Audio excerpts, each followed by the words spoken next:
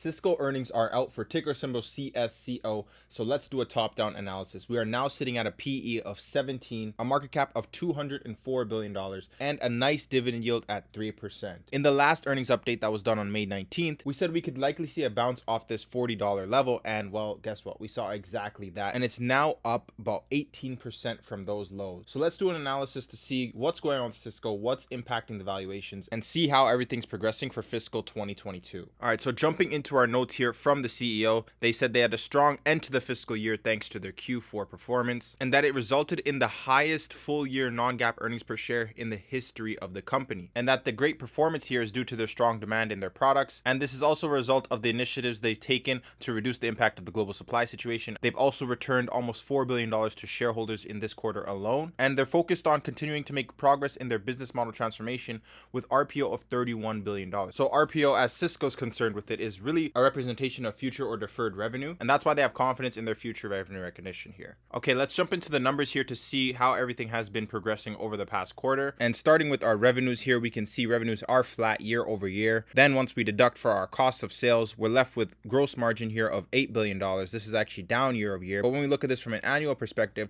we are actually up slightly here. Deduct for our other expenses, and we're left with operating income here for this quarter of $3.4 billion. Last year, we had $3.5 billion. But when we look at this again from an annualized perspective, we are up to $13.9 billion. So when we look at our earnings per share figures here, for this quarter, 68 cents, and for the year, we have $2.82 versus $2.50 a year ago. So that's good. We're seeing some growth there, but again, that's probably because of the share buybacks that they are doing. But keep this number in mind as we will be using this for our calculation at the end of the video. Now onto the balance sheet here, we have cash and investments. These are their most liquid items on the balance sheet, so we'll add them up and we'll say they have about $19 billion in cash. When we compare this number to the debt here, they have short-term debt of $1 billion plus long-term debt of about $8.4 billion. Let's just round up and say it's about $9.5 billion in debt on the $19 billion in cash. Yeah, the cash is not a problem here. They do not have any liquidity issues at all for Cisco. Now, let's jump into the statement of cash flows here. We drop down our fiscal year ended figure here for net income of $11.8 billion, add back in our non-cash cost, depreciation, amortization, etc., and we're left with cash from operating activities of $13.2 billion. Deduct for our capex figure, and let's say they have about $7 billion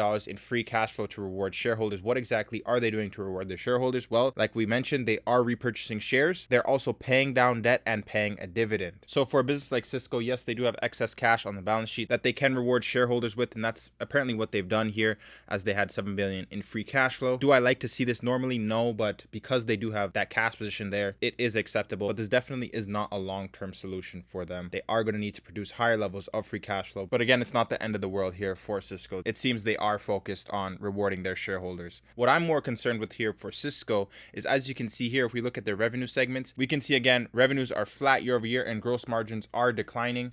Additionally, if we look at their software revenue, these are either flat or down slightly year over year. And then when we look at their total product orders, they're actually down 6% year over year. And you can see Americas is not doing well, neither is EMEA, and then Asia is basically flat. But the customer market does not look good either. So there's a few things I'd like to see improvements on for Cisco if I was to invest in this business. Additionally, let's look here. We have share repurchases done here at an average of $44 per share for this quarter. And when we look at this from a 5-year perspective, yeah, they did purchase shares at the lows there. So that's good. It's always good when businesses are repurchasing their shares at lows rather than highs. But with all that being said, let's jump into our calculator here for Cisco. We came in with earnings of $2.82 per share. If we require a 10% return and they do pay dividends and they continue to grow their earnings per share figures at about 3% for the next 5 years, then that declines to about 1% for the next 5 years after that. This stock should be worth about $41 per share now. We're currently sitting at $49 per share, so we're not too far off this $41 figure. Now, in the best case scenario, let's say their investments into innovation actually kick off here. More product and service revenue starts to come in here. We have 6% revenue growth, then that declines to about 4% for the 5 years after that. On a 20 PE, this stock should be worth $60 per share. So a decent amount of stock appreciation from these levels, plus they do pay a dividend, so you would actually be rewarded heavily as a shareholder. Now, in the worst case scenario, let's say they cannot grow at all, and then competition takes over, they start to decline at 5% per year. On a 10 PE, the stock would be worth $26 per share. Now, it's not very likely that this scenario does play out as well, even though they haven't haven't been able to grow recently, I do anticipate that they can actually continue to grow from these levels. So that's the risk and reward here for Cisco. Can they continue to grow, or will the growth stop? That's really what's going to affect the valuations going forward. For right now, we are bouncing off this $41 level, and we are progressing towards $50 per share. We do have some resistance sitting up here and up into the $60 range, so be prepared for that if you are an investor. But if you did enjoy the video, please do like this video and subscribe. It helps out the channel greatly, and I'll catch you on the next one.